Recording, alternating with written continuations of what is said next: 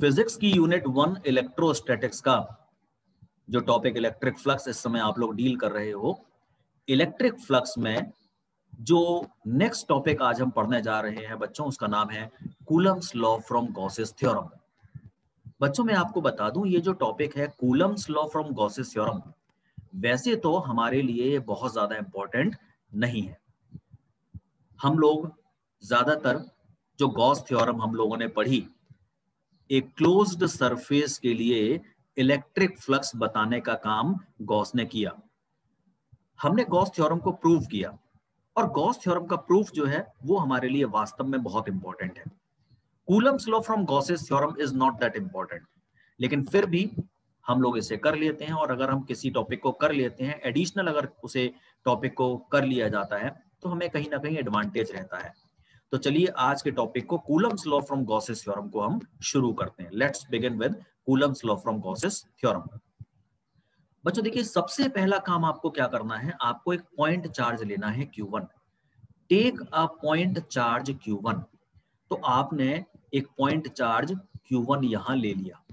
अब क्योंकि आप गॉस थ्योरम की मदद से, गॉस थ्योरम की सहायता से कूलम के नियम को प्रूव करने जा रहे हैं, तो इसका मतलब ये हुआ कि गॉस ने तो एक शर्त हमारे सामने रख दी थी कि भाई मेरी थ्योरम को अगर यूज करोगे तो ये बात पहले सुनिश्चित कर लेना कि चार्ज एनक्लोज होना चाहिए। तो take a point charge Q1, इस पॉइंट चार्ज Q1 को तुरंत हमें एनक्लोज करना होगा। तो हमने क्या किया, हमने इस पॉइंट चार्ज Q1 को एनक्लोज करने के लिए एक स्फेरिकल गॉसियन सरफेस बना दिया। तो draw a spherical Gaussian surface. अच्छा, जो स्फेरिकल गॉसियन सरफेस हमने बनाया है उसका रेडियस क्या है, R। स्फेरिकल गॉसियन सरफेस का रेडियस है R। अब take a small area element ds। हमने क्या किया बच्चों, ये जो स्फेरिकल गॉसियन सरफेस आप देख रहे हो, इस पूरे सरफेस का एक छोटा सा टुकड़ा, एक छोटा सा फ्रैक्शन, एक छोटा सा एलिमेंट हम लोगों ने ले लिया, जिसका एरिया कितना है, ds।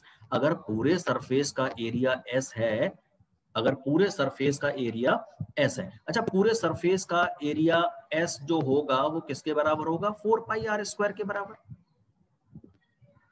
तो पूरे सरफेस का एरिया अगर s है तो छोटे से एलिमेंट का एरिया क्या होगा, ds।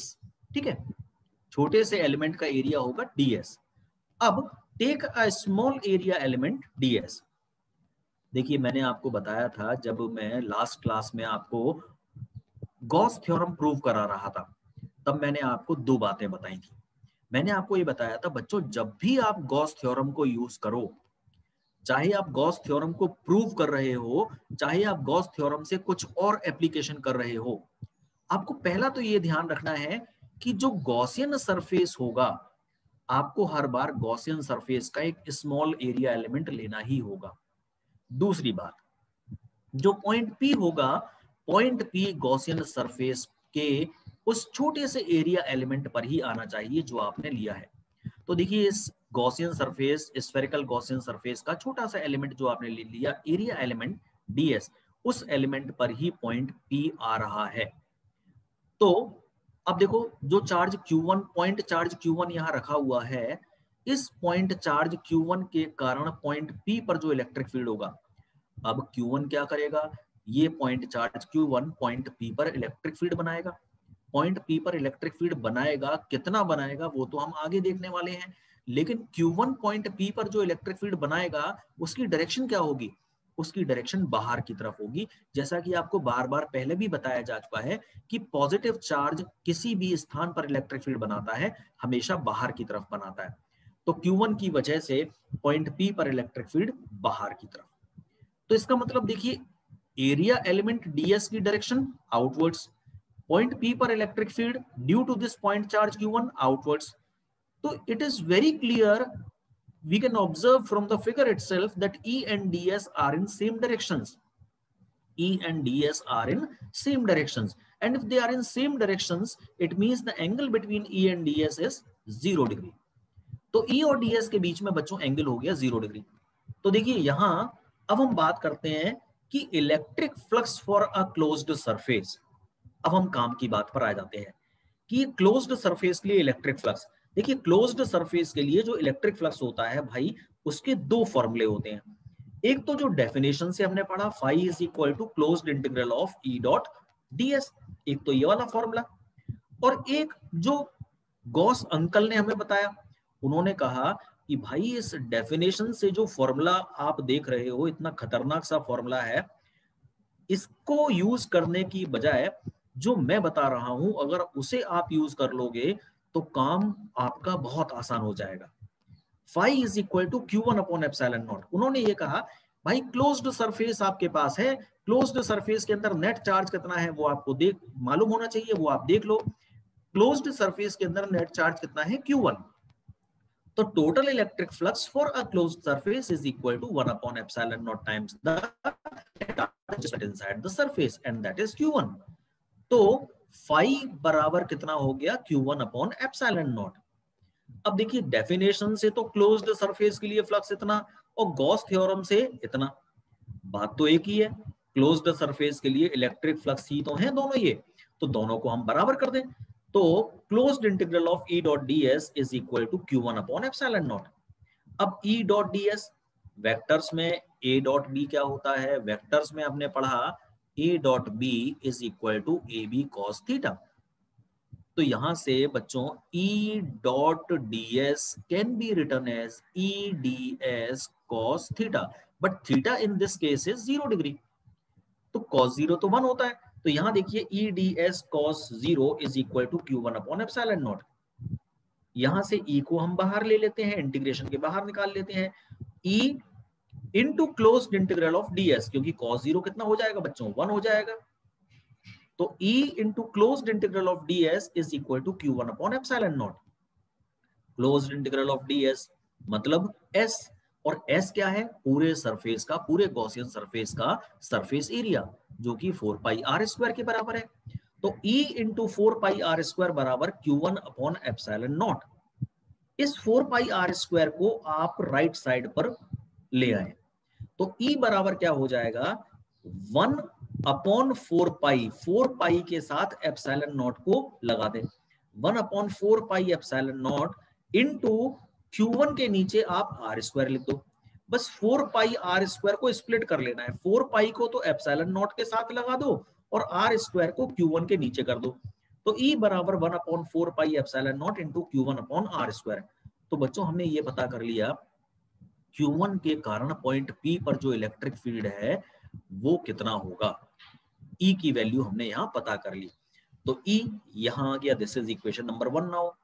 अब हमें एक काम और करना है, क्योंकि बच्चों आप लोग जानते हो कूलम का जो नियम है, कूलम का नियम किसके लिए है, देखिए एक है कूलम्स लॉ और एक है गॉसेस लॉ।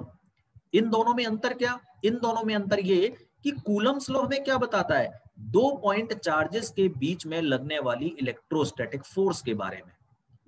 2 पॉइंट चार्जेस के बीच में लगने वाली इलेक्ट्रोस्टैटिक फोर्स का फॉर्मूला बताता है कूलम्स लॉ, और एक क्लोज्ड सरफेस के लिए इलेक्ट्रिक फ्लक्स कितना होगा वो बताता है हमें गॉसेस लॉ। हम यहाँ गॉसेस लॉ से कूलम्स लॉ प्रूव करने जा रहे हैं। तो कूलम्स लॉ के लिए जरूरी है कि अभी तक तो हमारे पास एक चार्ज था, लेकिन कूलम्स लॉ अगर प्रूव करना है तो दूसरा चार्ज भी तो पिक्चर में लाना होगा। तो इसीलिए अब बारी है Q2 को इस एपिसोड में लाने की। तो हमें क्या करना होगा, हमने पॉइंट P पर रख दिया एक दूसरा चार्ज Q2। तो let another point charge Q2 is placed at point P। Point P पर हमने दूसरा पॉइंट चार्ज Q2 रख दिया। अब बच्चों पॉइंट P पर तो इलेक्ट्रिक फील्ड पहले से ही एग्जिस्ट कर रहा है। पॉइंट P पर आपने इलेक्ट्रिक फील्ड कितना पता किया, 1 upon 4 pi epsilon not into Q1 upon R square. Point P पर इलेक्ट्रिक फील्ड है, देखिए इस पॉइंट पर इलेक्ट्रिक फील्ड कितना है E, और इस पॉइंट पर आपने चार्ज कितना रख दिया Q2। जिस पॉइंट पर आपने चार्ज रखा है वहां पर इलेक्ट्रिक फील्ड है E, और आपने ये पढ़ा है कि भैया इलेक्ट्रिक फील्ड के इलाके में आप अगर किसी पॉइंट चार्ज को रख देते हो तो क्या ये इलेक्ट्रिक फील्ड इस पॉइंट चार्ज को छोड़ेगा, बिल्कुल नहीं। ये इलेक्ट्रिक फील्ड तुरंत क्या करेगा, इस पर फोर्स लगाएगा। कितनी फोर्स लगाएगा, पॉइंट P पर इलेक्ट्रिक फील्ड है E और इसी पॉइंट पर आपने रख दिया Q2 को। मतलब आप Q2 के साथ अन्याय कर रहे हो, Q2 को फालतू में बाहर से पकड़ के लाए और P पर लाकर रख दिया। अब E जो है वो भाई साहब इसको छोड़ने वाला नहीं है, इसकी अच्छी सी क्लास ले लेगा। Q2 पर कितनी फोर्स काम करेगी? Force on Q2 F is equal to EQ2। आपने पढ़ा था फॉर्मूला, इलेक्ट्रिक फील्ड किसी चार्ज पर कितनी फोर्स लगाता है? F बराबर EQ। तो यहां से Q2 पर फोर्स हो गई F बराबर EQ2। F बराबर E की वैल्यू इक्वेशन नंबर 1 से लिख लो बच्चों, 1/4 pi epsilon not into Q1 upon R square into Q2। Bracket को हटा दो अगले स्टेप के लिए, F हो जाएगा 1/4 pi epsilon not Q1 Q2 upon R square. यही तो हमें लाना था, F is equal to 1/4 pi epsilon not Q1 Q2 upon R square. यही है दो चार्जेस, दो पॉइंट चार्जेस के बीच में लगने वाली इलेक्ट्रोस्टैटिक फोर्स। और बच्चों यही है गॉस थ्योरम से जो हमें प्रूव करना था, यानी कि कूलम्स लॉ। तो this is Coulomb's law from Gauss's theorem. बच्चों मैं आशा करता हूं कि आप लोगों को गॉस लॉ की सहायता से, गॉस थ्योरम की सहायता से कूलम्स लॉ अच्छी तरह से समझ में आ गया होगा और आपने इसे अपनी कॉपी में भी नोट कर लिया होगा। अब अगले सेशन में हम गॉस थ्योरम के एप्लीकेशंस की बात करेंगे। गॉस थ्योरम जो हमने पढ़ी है उससे हम इलेक्ट्रिक फील्ड के बहुत इंपॉर्टेंट फॉर्मूले जनरेट कर सकते हैं, इलेक्ट्रिक फील्ड के बहुत इंपॉर्टेंट फॉर्मूले डिराइव कर सकते हैं। तो अगले सेशन में हम लोग बच्चों गॉसेस थ्योरम से जो एप्लीकेशंस हैं इलेक्ट्रिक फील्ड के फॉर्मूले बनाने की, उसकी बात करेंगे। होप कि आप लोगों को ये डेरिवेशन समझ में आया होगा।